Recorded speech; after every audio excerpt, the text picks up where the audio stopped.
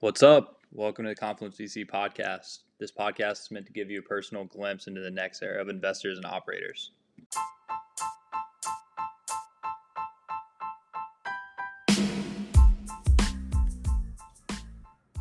This week we had on Oz at Revolution Growth. Revolution is a multi-strategy fund based in DC that invests in underrepresented geographies across the US. Within his role, Oz helps source and evaluate high-growth companies that align with the mission of the fund. In this talk, we discuss investing outside of the traditional innovation hubs, the expansion of firms offering full-stack investment strategies, growth stage enterprise themes, and the short and long-term outlook for SPACs. Everybody, welcome to the Confluence VC podcast. Today we have a special guest.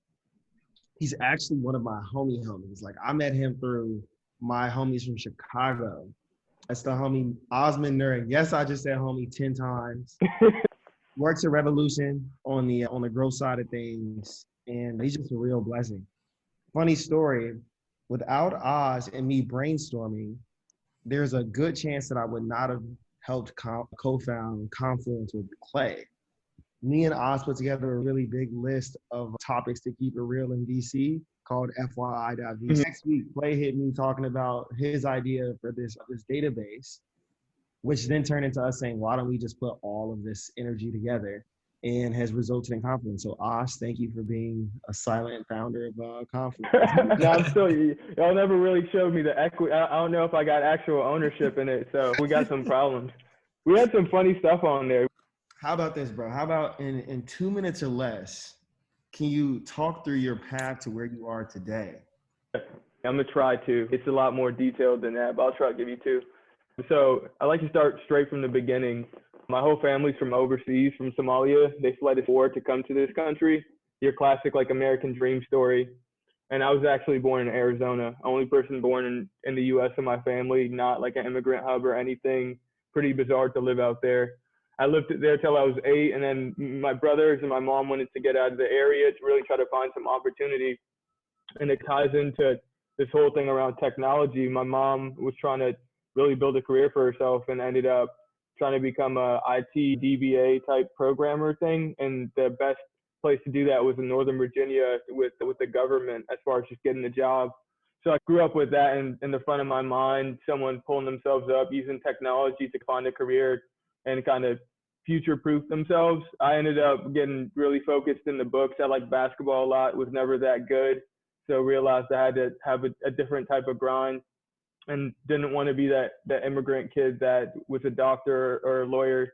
So I just chose business. My story's always been just wandering and figuring things out. I didn't have a familiarity with anything and just taught myself along the way. So I went to UVA and on a full scholarship studied business, and then also studied African American studies. So balancing two sides of my personality that are really important to me. Like you said earlier, Clay, everyone is going into banking and consulting, and I settled on banking not because I thought it was the best thing in the world, but I thought it was a good platform to learn a lot about a lot of things. I did M&A at Bank of America, generalist M&A, did a lot of tech deals, was still not focused on jumping straight into private equity or any of the traditional paths people were doing then. But once I slowed things down, I started to learn that I did have just a natural curiosity. I'd never really identified, but as I learned the ecosystem, I was like, I think venture and early stage and late stage venture, whatever you want to call it, makes a lot of sense. You're working with technology and kind of trying to think about where the future is going. You have a lot more ownership. You touch a lot more of the founder and company side of things in a way that's different from financial engineering.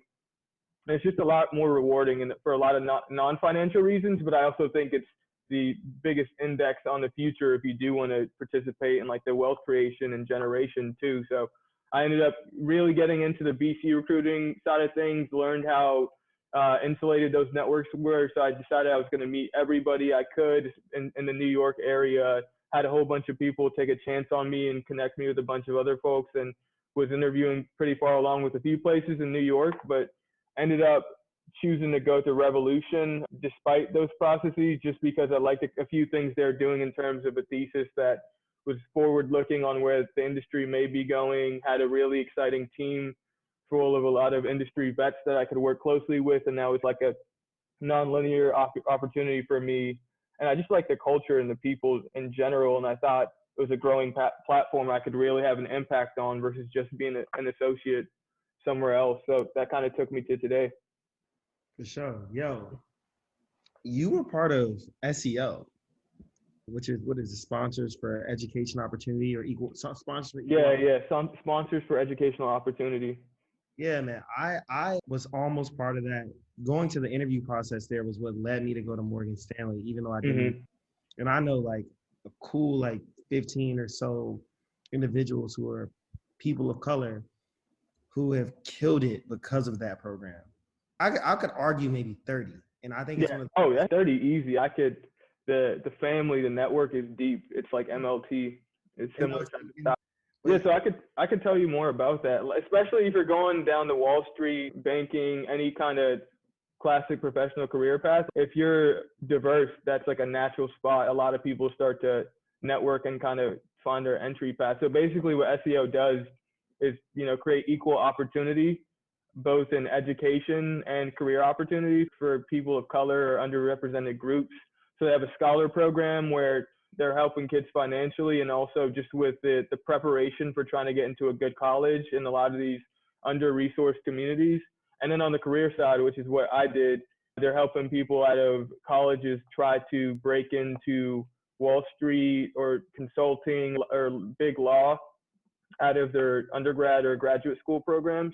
And so it's like one of these unique spots you'll find where there's just such a dense amount of diverse talent there that you just don't see elsewhere. And as you keep growing through your career, you constantly keep running back into them and seeing just how strong that network is. And it's just, I don't know, I feel like 20 years from now, when I look back, I'm still going to have a lot of friends from it, and we're going to be running things in all these different industries. So that's been super rewarding. I've always tried, even when I was saying earlier with studying commerce and African American studies, like I've always tried to keep both sides of me. Like I want to be a great professional and be an entrepreneur and create a lot of value for myself, but I also want to do it my way and bring along my people along the way. So SEO's always had a pay it forward type culture, and I'm always just trying to keep that in the front of my mind. 100%, man. Like I don't personally know any other organization that's doing it at this level with this scale and giving people the kind of influence they have across the broader economy. So congrats for doing all that. No, thank you. I also got to shout out Henry Kravitz, one of the folks who's a major alumni and donor to my school, for being a big founder of that. I would have never known about it if it weren't for him. Actually, how I met Dion was through SEO.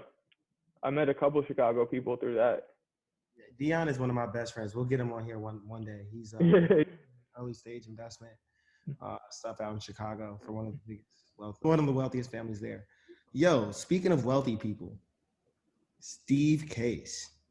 We're huge fans of Steve Case. And I've always been a fan of innovative venture models, and his concept of investing in everything non-Silicon Valley was really interesting. And it seems as if like he foresaw this day, maybe longer term. He didn't see COVID being a bigger catalyst for things happening. But the thesis played out well. Your exit path is incredible, and the rest of the world is following suit. You want to talk a little bit about that strategy and how you all played it out? Yeah, sure. No, I could start it just with Steve himself. The whole thing about seeing around the corner with the current environment is normal from his kind of his development. Like his big thing, is, if you don't know already, is starting America Online back in the 80s and taking it public in 1992. So he kind of democratized the internet. Before that, it was what blockchain or Bitcoin is in the stages of now, where like people know it, but people don't really use it and doesn't really have a commercial use case.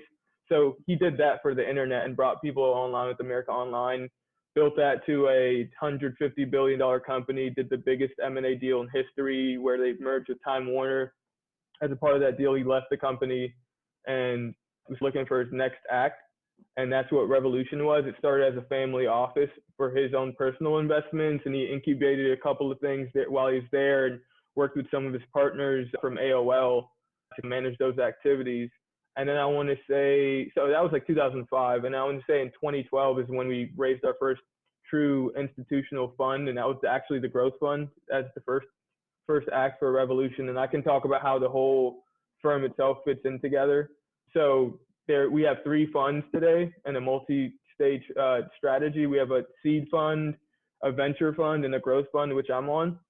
And I'll just go in order of scale. So the Rise of the Rest Seed Fund is a premier geographic focused one. So when you talk about investing outside of Silicon Valley, the Rotor Fund is what we call it, does that in the most serious way. They don't even invest in New York or Boston.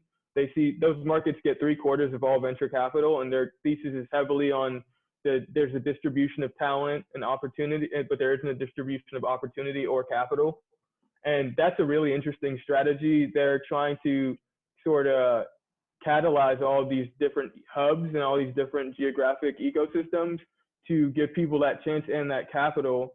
And on top of that, in the next wave, this third wave of companies that we think where industry matters and domain expertise matters, they'll be, perfectly suited to partner in those regions. So if you're in sort of like Ohio and you see all these insurance companies coming out of Ohio, that ability to work alongside the ecosystem with the big partners that are already incumbents, with the people that have been living and breathing it. And if you're thinking about industrials or healthcare, or fintech, ag tech, same idea there. And so that fund has two $250 million funds, so $300 million total. And there's not one institutional LP. It's all high net worths, just so they can continue to enhance that network to grow those ecosystems. So they got on the tech side, Jeff Bezos, Eric Schmidt, you name it, the Walton family that are investors and very active in their geographies. There's Ray Dalio and other hedge fund guys in there. There are John Doerr, Jim Breyer also participating.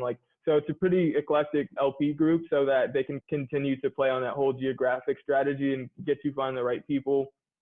They do a bunch of deals. They're more passive. They're finding coastal VCs to do these deals with. So that's what they do. I was going a little bit deep on that. The venture fund, again, outside of Silicon Valley, can do deals in like New York and Boston, but again, just primarily not Silicon Valley. And so think mostly Series A, care about ownership, classic Series A fund. And then that finally and they manage about $400 billion. And then the growth fund is where I sit. First thing, we have about 2/3 of the AUM. We have call it $500 million funds where we're looking for consumer and enterprise tech-enabled business models that are disrupting large legacy markets. It's a lot more of an old school approach in terms of how we're viewing the growth sector. Like we only purposely manage $500 million in any given fund. We're leading all of our deals, really doing the work and structuring, always taking the board seat to actually execute on our value proposition. And that just sort of allows us to be hands-on. We're deploying our capital over 4 years versus 2 years, so we can truly be a value-add, board member and partner. So it's a really exciting strategy, and I think it's positioned well for where the market's going. We primarily focus on, from a value creation perspective, on what we call the 4 Ps. You got to pause there. You getting ahead of my questions, brother. Yeah. All right. I could go all day. Once you get me going, I just keep. So now y'all see how we ended up getting to that whole list of FYIs. Y'all do a lot of stuff that adds a lot of value to the community. I know one thing that you all have been doing, which kind of maybe was feeding into what you were just getting into, is these annual playbooks. Mm-hmm. I know for 2021, you all were thinking about like ways that places like Colorado, Miami, Tennessee, Puerto Rico, I think like Minnesota and a few others, storm the weather of the post-COVID life and other ways they can scale and really create value for themselves and their broader communities. You want to dive into that, what those playbooks are, and then also finish off with the ways that you add value just generally? Yeah, sure. So the playbook is sort of something that our Rise of the Rest team put together. So they typically do a bus tour and go to a lot of these different communities where they're trying to elevate the entrepreneurial opportunity and access to funding. And so with this year's playbook, a lot of it was in response to COVID and what that's done to business and entrepreneurship in these areas we've been talking about this whole time. And so it was mainly centered around funding, navigation, and founder support. So funding being with these businesses that are being disrupted or they're struggling in this environment, like how do you get them access to capital? They already have trouble getting capital as is because of that whole point around most of it going to other areas. And so creating that playbook around, okay, based on whether it's governmental, whether it's from VCs, whether it's from some impact or charitable foundation, like where's the money? How do you access it? What are the important details you need to consider around your own business to get that money? the next point was on navigation, and that's more so understanding how the environment impacts your business. Oh, I get a PP loan. What does that mean? How does the next wave of legislation impact me? How do I get to access that information in a way where I can act quickly on it when things are changing in real time dynamically? And then the last part was around founder support. That primarily focuses on like more of the emotional and personal toll that running a business can take on you in this kind of environment. And that's more relying upon one-on-one coaching, workshops, creating support networks and access among these entrepreneurial groups. So that's the Rise of the Rest. It's an extension of what Rise of the Rest and what Revolution already does in terms of what do you really need to make these places competitive with Silicon Valley. You need density of capital, of talent, and just opportunity. So that playbook is just trying to really show people ways to do that and just taking it to that next level. You were saying just generally on Revolution, we have a view of platform called 4Ps. So Revolution is based in DC. One of the things we embrace and have embraced for a while before people wanted to, there's that whole idea of avoiding regulation in technology. So policy is big for us. One of our co-founders is Ron Klain, who went and is now the chief of staff to Biden right now. So that's something that's in our DNA. We work hand in hand with policy experts and make that available to our portfolio. Partnerships is another, just a classic thing that these branded VC firms do, where you typically have some well-known partners. For us, that's Steve, Ted, and Steve, and they're good at connecting the dots with intros at the right level at a lot of these big companies or even high growth companies, and just generally finding a way to illuminate the right acquirers or the right customers or whatever it may be. Then we have another view on positioning that is self-explanatory, or place, sorry, that's self-explanatory, like we go outside of Silicon Valley. And the last one's positioning, and that's more of like a marketing thing that you see with a lot of different multi-stage firms where they try to illuminate the company and let them rise from the pack. Makes sense. Yo, so you're on a growth team. I would love to hear your thoughts on some of the areas that you invest in. I know, similar to myself, you look at a lot of B2B enterprise-facing companies. Mm-hmm. And just from seeing your Twitter and having personal conversations with you, I know just how thoughtful you are. Mm-hmm. Just talk about any brief trends. Yeah. And so what's been really taking a lot of my brain right now is it's not even necessarily a sector, a trend relative to a vertical, but more venture as an asset class, like late stage venture and growth. It's this whole thing about how the competition is changing. You have the early stage funds that are creating growth funds that are going up market. You have the crossover funds that are coming down market. So the Co2s of the world and D1 Capital, Lone Pine Capital, and things like that. Because it's been super interesting for us, because we got to understand how we can compete and underwrite when people are coming into the game with a completely different perspective. And I think it's really cool because like you're seeing the market get so hot for the public companies, and the multiples are actually expanding for the public companies. So a lot of the crossover funds are starting to do Series A, Series B, Series C deals just to blend down their cost and get an earlier entry point.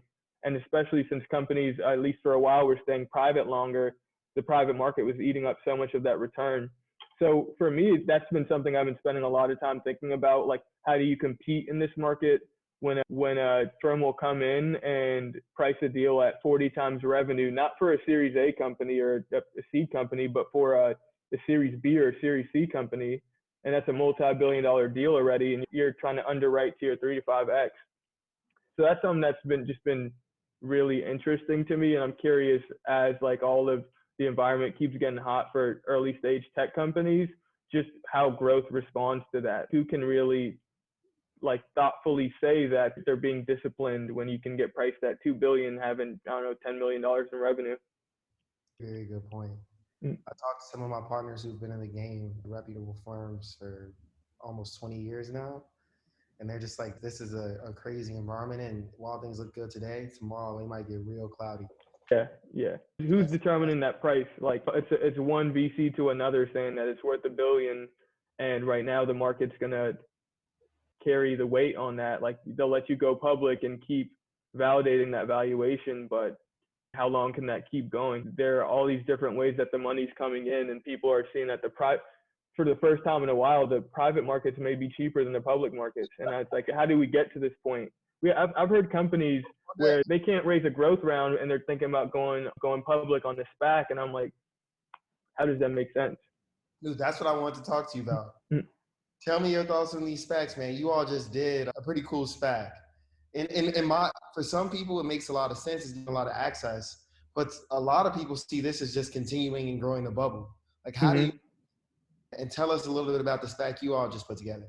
Yeah, sure. So I could go on this forever. We just had a company announce they're going public via SPAC Talkspace earlier this week. It's a mental health and telehealth company, remote-based clinical therapy, text and video, going public via SPAC. We had DraftKings go public via SPAC early in 2020, which kind of started some of the madness and is the best performing SPAC of the year, I think. And then Revolution now has raised their own SPAC.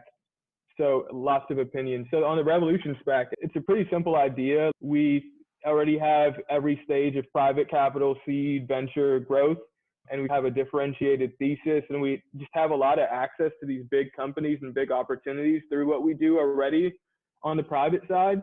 And we thought that we think we have the attractive points to entrepreneurs to even back them in the public market. So it's more just like a natural or logical extension of what we have already been doing. And just going more deeper on the SPAC in general, for a while, the SPAC was seen as a really second tier, weird way to go public. It was pretty much like the JV to going public with an IPO. It was like the reason people go public via SPAC is because they can't get through the rigor of an IPO. And you have this predatory SPAC sponsor who gets really nice economics, whether it's a great company or a shitty company.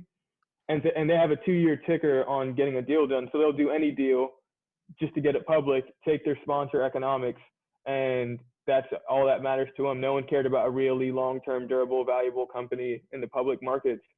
And so let's say, set that stage as like what it was and what it is now. So I think one thing we could say definitely is the SPAC as an alternative to going public, IPO, direct listing, whatever, is credible. So the actual like mechanism itself, that what's different now is you have credible sponsors. Like these are people that have tons of experience in their sectors, have a proven track record that are raising the SPACs on one side of it. And then you have credible companies on the other side of the equation that are willing to go public via SPAC because of that. And the SPAC has a couple of attractive features around just some pricing certainty, a little bit more funding certainty, especially when IPOs are getting criticized so much, and disclosure too, like because it's a merger, there's guidance you can give that can help people like understand your business. So as a path, I think it's real. Now there's the other piece of it that anyone can raise a SPAC. I'm pretty sure you can raise a Confluent SPAC if you wanted to, just because it's that easy. Like these things, like it's so easy to raise a SPAC because the sponsors have to agree on the deal. They just give you the money in a trust, and when you find a deal, they can disagree on it. And so the problem is there's too many SPACs being raised, and not every SPAC sponsor can find a good deal. And so I think ultimately it's going to start to look just like the private equity markets, where there's going to be good managers and bad managers, and there's some incentives around needing to get a deal done that will drive some companies to go public that shouldn't be, just because people will give them the money. So you'll see a lot of companies, I think, that fail, but I think the SPAC will continue to be a path for everyone, I think, permanently going forward. When do you see that popping? Is there a horizon of when something's going to change, or do you see these tailwinds continuing for the next? So what I would say is, or one kind of milestone I'm looking at is for these companies that are pretty much going public with venture level risk, like almost no revenue, or pretty much just like still like a binary. If the tech works, it's going to be big. Like you see all these EV companies or super technical companies, and going public seems to be the easy part. Once they start having to report on their quarterlies and their market responds to like their progress, I think that's when you're going to start to see some like rationalizing. Like a lot of them just are announcing the deals, but they haven't actually finalized, they haven't merged, and they haven't had to go through quarters with actual real public market investors, where the SPAC is one thing, but going public, once you go public, you're just a regular public company, just if you went public via an IPO. So I think once a lot of these companies have seasoned and you can see them actually behave in the public market, I think some of these are gonna get slaughtered. There are a lot that went public because they could, but there are a lot that went public because it was an opportunity and they weren't actually ready. They didn't have the governance, they didn't have the business model, they didn't have the predictability, they didn't have the growth. So for me, I think that's the next checkpoint. Agree, man. We get a ton of interest from people trying to stack our companies, and we're just like, nah, it has to be the right time. Yeah. It's like my company could barely raise a next round of financing. How is it going to raise a SPAC? Like, even ones that are doing well. Yeah, for sure. The ones that are doing well, they're going to be on them. But it's just, you can see there's a lack of discipline when you talk to some of these like sponsors. And that's when you can tell there's something that doesn't add up, some lack of mix up on incentives. But I think overall though, the SPAC is real. And maybe I have had my own personal experiences around it through Revolution, but when it's done, when it's a good sponsor, when it's a good company and they choose that route for some reason, it's the same thing as going public. Yep. Why is SPAC over direct listing? This is like a subject that I need to get way more up to speed in. And I'm trying to just understand the benefits of both of those approaches. Because I totally agree. I think the traditional IPO is not dead, but dying. I'm trying to figure out the pros and cons of direct listing and SPACing. That's a really good question. And there's tons of debate going on around it. So I'd say the one main thing, and this is changing actively, is the need for primary capital. Like when you're going public via SPAC, you get some of that same like effective price discovery that you get from a direct listing, where you're probably not going to get underpriced. Obviously, it could still go up after that, but with a SPAC, you're actually getting financing. So the SPAC sponsor that you're merging with has a whole bunch of cash they raised that you're getting access to. Hopefully, there aren't any redemptions. And usually a SPAC gets raised with a PIPE investment too. So you'll get, say, like $500 million at a guaranteed price where you know your dilution and you've decided it's a fair price, versus with a direct listing, usually the primary capital isn't tied to it. So you're just starting to immediately float your shares. So there's like pros and cons, but even then, these things are changing so much. I think there's some regulation being discussed around being able to raise primary capital with a direct listing. So then you have the optimal price discovery where it's not like you're getting a banker and they're picking the price and then they're talking to their clients and then the price shoots up for the secondary buyer. Like you get rid of some of that. It's like a true auction. But I think overall, it's just great for the industry to have more different options that are appropriate. I think the IPO is in a weird spot, but I think it'll respond to the pressure that's being created through a SPAC and through the direct listing. And ultimately, it's just going to be better for you and me as investors, and it's going to be better for companies. I don't know if you saw, actually, Roblox was about to go public, saw the markets going crazy, and then they decided, hold up, like, we don't want to get the wrong price. We're just going to raise a ridiculous price. They like 7x their valuation in 8 months. And so they raised like a private round, and then they're going to go public with a direct listing. So it's dope to see people on the spot trying to figure out what the right path is. So I think it's only a good thing for everybody. Not a good thing for the bankers probably, because they can't get that cut and pass it to their clients, but they'll be okay. Agreed. Well, I love this piece. It's been one of the more like technical in the weed conversations we need to. Yeah, with that, because we can go on this. We do this all the time. We can go. Yeah, you could tell. I'd love to let this man Clay take us out with the quick questions and then let you ask us the questions at the end. All right, cool.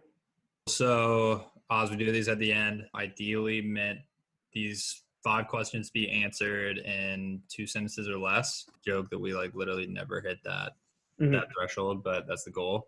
First question is, what is a recommendation you hear regularly that you think is bad advice? Keep your head down. I think you could do hard work. You could work hard and be humble, but you should always think about your optionality at all times and get to know people. Love it. Love it. In the last year, what new belief, behavior, or habit has most improved your life?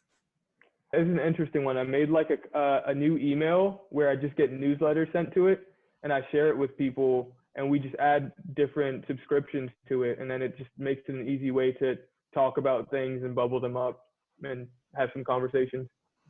Hey, we'll talk about that later. Once I get my equity in this, we can talk about that. Bro, I hit you so many years of VC, bro. But okay, next one. Go for it. Aside from having to say no all the time, what's the worst part about venture? Probably the noise. Like everything in venture is actually long term.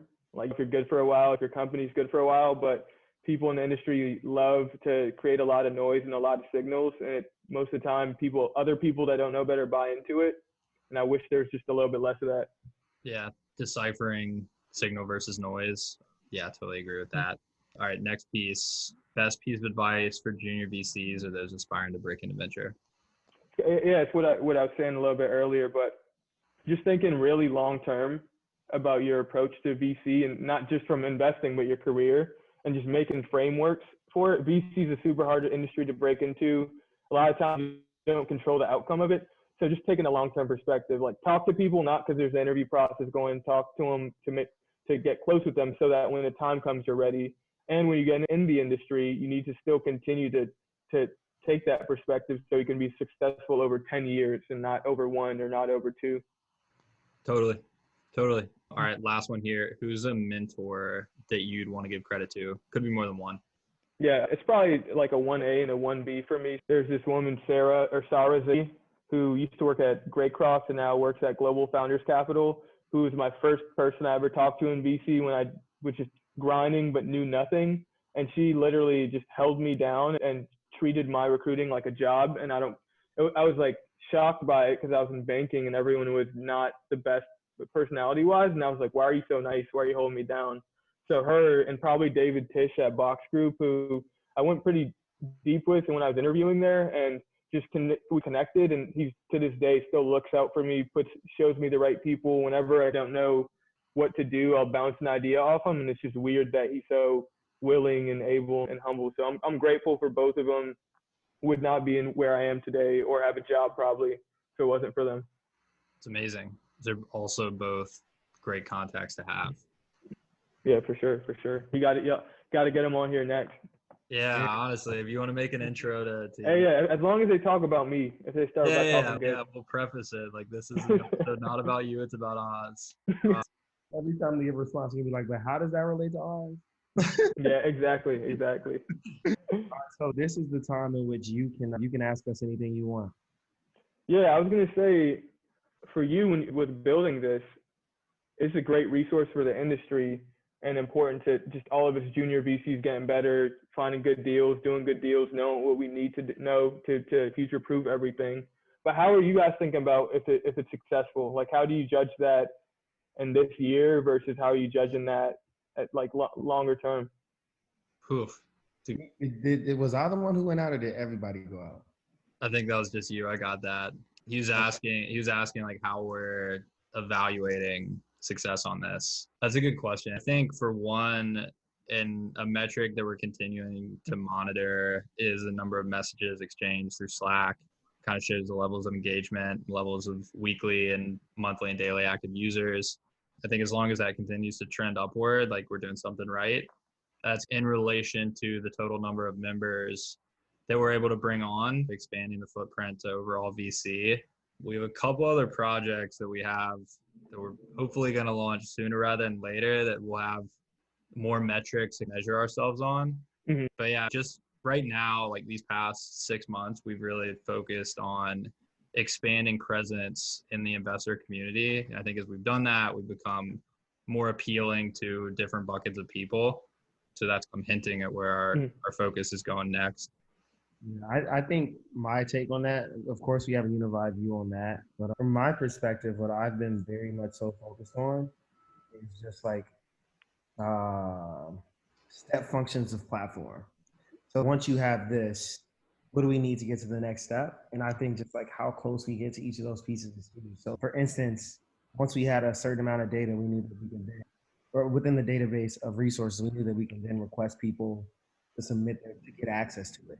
Once we had a certain amount of data, then we knew we could build out the Slack group. Once we knew we could build out the Slack group, then we knew that we could maybe turn on some other things. And same with the newsletter, understanding click-through rates and what types of things people were clicking. Because at the end of the day, like this whole platform is only about making every person who's part of the community double down and improve upon the metrics that they deem to be success in their careers. So That might be how many investors they meet. That might be how many deals they get to see. That might be how much education they have. And we're just trying to always figure out how we can create viral loops of that. I don't want to give up too much secret sauce, but like over time, we want to have the most proprietary data and the most resources possible across the buckets of success for venture folks.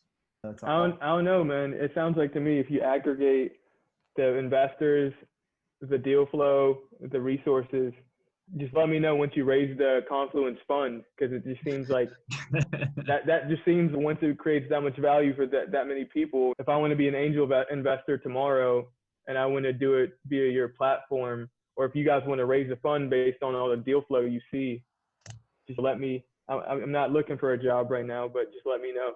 First check in. You're welcome to put in some GP carry. We're gonna need some growth. Hey. That's growth, but like, I respect your pin game, bro. I really do. You know that. Yeah, I appreciate that, man. But no, I would say I got more questions, but I feel like I know you too much that I'm already keeping track of all this. Away with more questions. We're trying to do a better job of answering questions rather than just asking them. Yeah. What's up? Let's get you involved in some pieces. We wanna do these co-author pieces where we focus on different areas.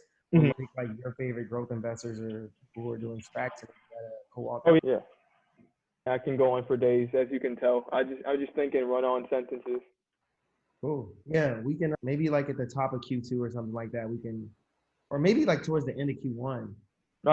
We can get together 4 or 5 people who are the best in class. Like, I don't want nobody who's doing the other like 90% of SPACs they can't get no money in. Yeah. I want to get you, and I'm not gonna drop names yet, but the world is. We can. Yeah, I'm thinking big, swinging big. Always do anything small. Yeah. Little plans, bro. Hey, don't keep your head down. You write that down. Similar. Never keep your head down. Yeah. All right, bro. Let's next. Let's love. Yes, sir. And being a great representation of venture growth, and more importantly, just POCs in this space, because you've given one of the most impressive and thoughtful presentations here that I've ever seen. Thanks. That's love. I appreciate it. Tyler, Clay, I'm going to link up with y'all soon. All right. Thanks again, Oz.